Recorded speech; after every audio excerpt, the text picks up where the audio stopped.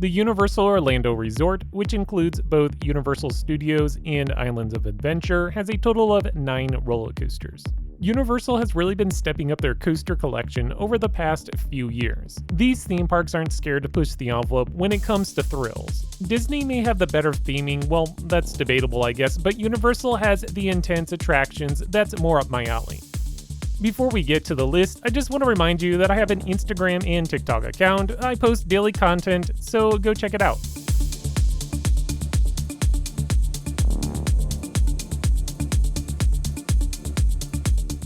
Number 9. Woody Woodpeckers Nut House Coaster.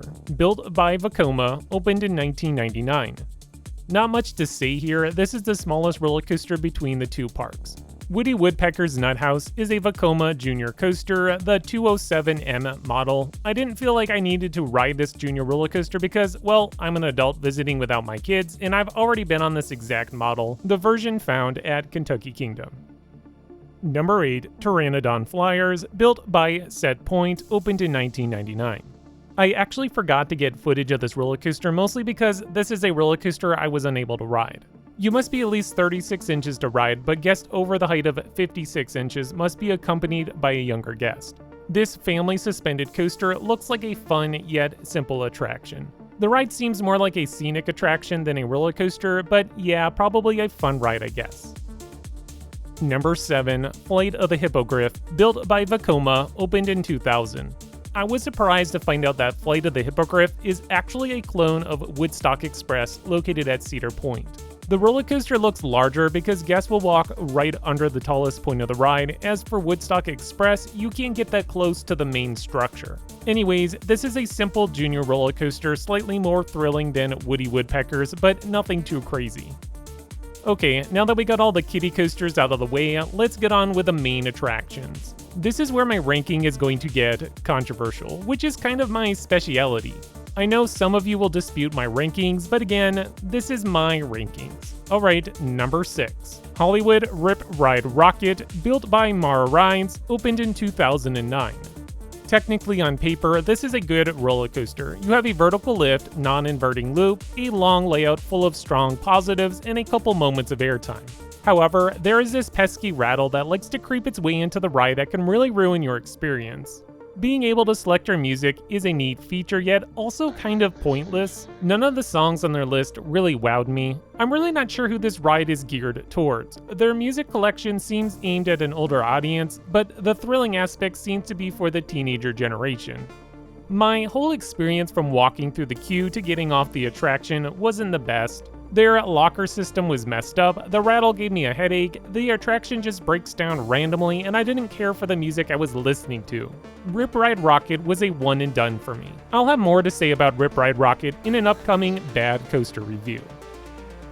Number 5. Incredible Hulk, built by B&M, opened in 1999. I really wanted to love Incredible Hulk. I remember my first ride back in 2007 and thought it was a blast, figuratively and literally. The launch out of the tunnel is the best moment of the ride, followed by the second best part of the ride, the zero-G roll. After this stellar intro, Incredible Hulk just doesn't keep up the excitement like I remembered. Most of the coaster's layout is a copy and paste right out of the old B&M playbook. I've talked about this playbook in past videos, so no need to reiterate, just know that Incredible Hulk, besides that launch, nothing about this ride screams originality. Now, as a coaster enthusiast, I can find a bone to pick with Incredible Hulk, but the average going guest is not going to care about my reasoning. This is a high-octane thrill machine that has 7 inversions, tunnels, strong positives, and an inclined launch. I can see that many will consider Incredible Hulk to be one of the best roller coasters at Islands of Adventure. Number 4. Harry Potter and the Escape from Gringotts. Built by Intamin Amusement Rides, opened in 2014. When I come to Universal Studios, as much as I want to be adrenalized by the intense roller coasters, I also want to be dazzled with great effects and incredible theming. Harry Potter and the Escape from Gringotts is a well-themed dark ride attraction / roller coaster.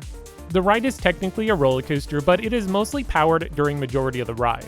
Because this roller coaster is indoors and a lot of the theming involves 3D glasses, I don't have much to show you other than the well-done queue.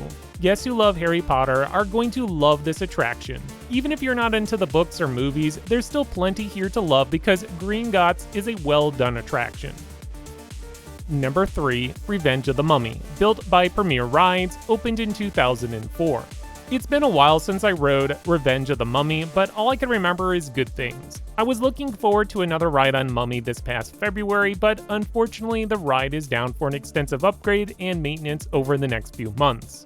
This is another indoor roller coaster, so I don't have much to show. The ride has lots of great theming elements, 2 launches, and a small reverse portion. From what I recall, the launch is thrilling, and there's even a good amount of airtime on this ride. Okay, we come to the final 2 roller coasters. I think depending on what you prefer most in a roller coaster will decide which coaster is best. Velocicoaster has the thrills, while Hagrid's has the incredible theming and variety. I will not argue with anyone's placement of these 2 attractions because they're both amazing in their own merits.